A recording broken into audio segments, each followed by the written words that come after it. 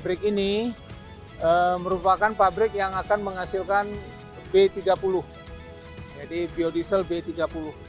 Ya, jadi produk yang untuk mencampur menjadi B30 itu adalah FAME, fatty acid methyl ester.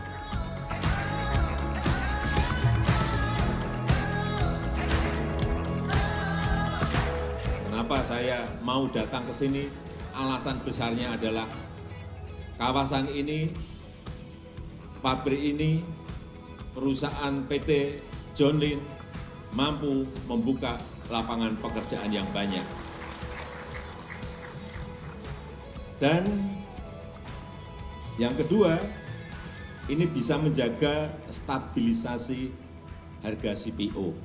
Jangan sampai kita memiliki CPO, tapi yang menentukan harga adalah yang ada di pasar.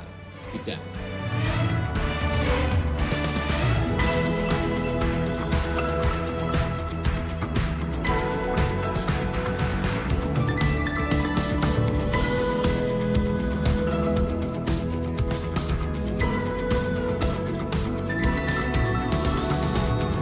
Dan dengan mengucap Bismillahirrahmanirrahim, hari ini saya resmikan pabrik biodiesel PT John Lynn Argo Raya di Kabupaten Tanah Bumbu, Provinsi Kalimantan Selatan.